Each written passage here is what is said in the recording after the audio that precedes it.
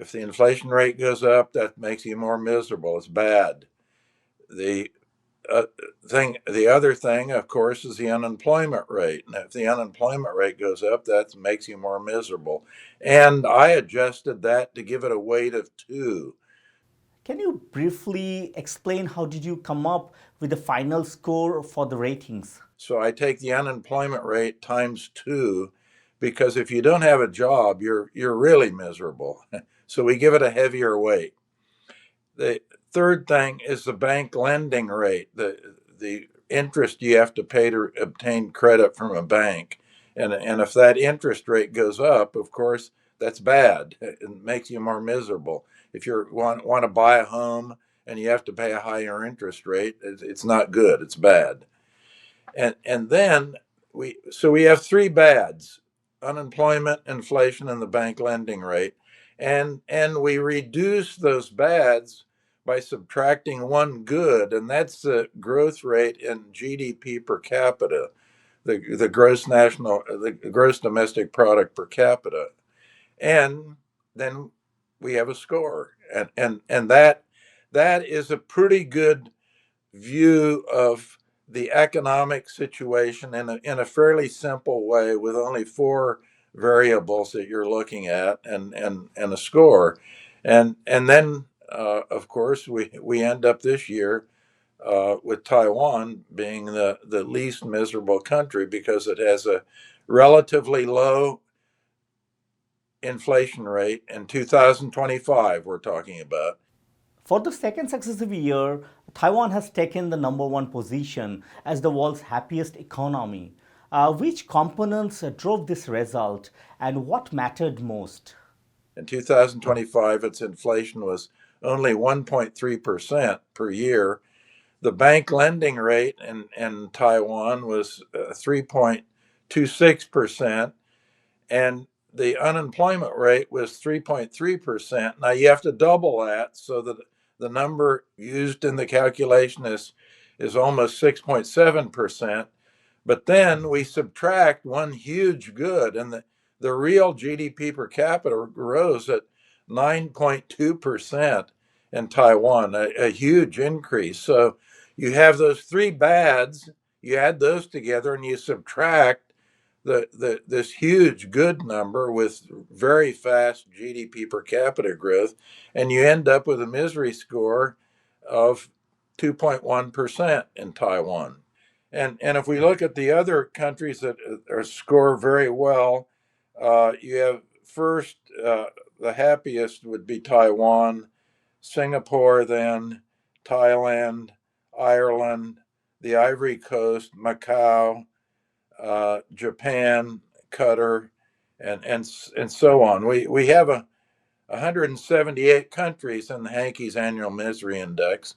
And of course, on the bad side, you you you get the countries that everyone knows must be miserable. We have Venezuela is the worst miserable, then Sudan, then Turkey, then Iran, then Argentina.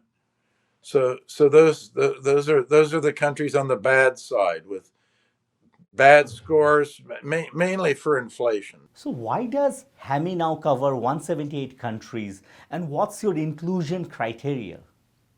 Well, the inclusion criteria is simply the countries that have data, you have to have the data that are systematic and comparable for all 178 countries.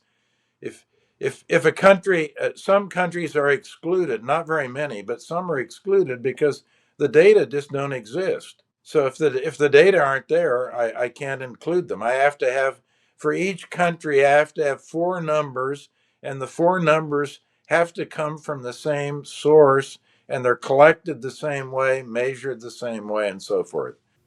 So, what are the main ingredients of Taiwan's economy that made it the least miserable? Well, the main thing: low inflation, low bank lending rates, and unemployment pretty low.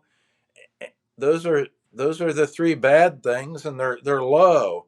And the one good thing is very high, and that's GDP per capita. So the good thing you subtract from the bad things, and you get a very small number, with the bad things being only 2.1, very very small. Why does Hammy not factor in geopolitical risks for Taiwan? Well, because it's solely focused on the economic aspect, and remember the origin of the thing way back with President Lyndon Johnson in the United States, and Professor Arthur Oken, who came up with the first misery index idea. It was so President Johnson could get a snapshot of what was going on in the economy, how things were going in the economy, and the reason he wanted Oken gave him some simple metric like this that was easy to understand, was the fact that every day you have economic data coming out. Unless you're a specialist, it's very confusing to be following the economy. Is it good? Is it bad? What's going on? Every day the numbers are changing around. This way you have a fairly easy way to grasp the picture. Let's say at 30,000 feet, you have a pretty good idea of what's going on. And I know, for example, in 2025, the unemployment rate was pretty low, and Taiwan, compared to every place else in the world. Inflation was very low in Taiwan, and the bank lending rate was very low, and it was growing very fast. So that was good. What would it take for another country to knock Taiwan off the number one position? They could either have even lower inflation, lower bank lending rates, even higher growth, or and obviously very very low unemployment. And look at the competitors, the ones that are in there: Singapore, Thailand, or Ireland. I would say those are the ones that are closest right now. For Taiwan, the table lists unemployment as the major factor, despite its strong growth. What does that column actually show? Well, the unemployment was 3.3%. And remember, I weight that with a double weight. And so all the other ones get a single weight: inflation, bank lending rates, and GDP per capita. Unemployment, uh, research that has been done indicates that people, what really makes them very unhappy in the economy is if they don't have a job, if they're unemployed.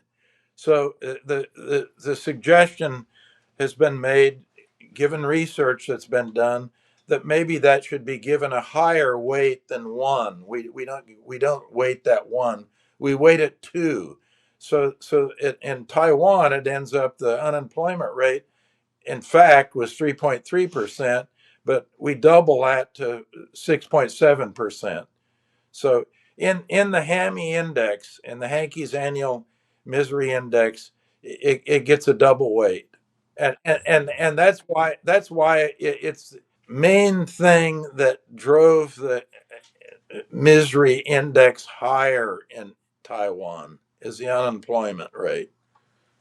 Which data sources were used for Taiwan's numbers this year? The main data sources that I use for everybody is the Economist Intelligence Unit. The Economist magazine in London has a an intelligence unit that covers all these countries. So that's the main source for almost all the numbers for the 178 countries. There are few little data points that I had to make estimates on, but not very many. Most of it came from the Economist. If Taiwan wants to stay number one, which single factor should it focus on most? The two big key things are unemployment. Keep unemployment low. That's the biggest factor, and another very important thing is keep real GDP growth very very hot. Those are two big numbers in the picture in Taiwan.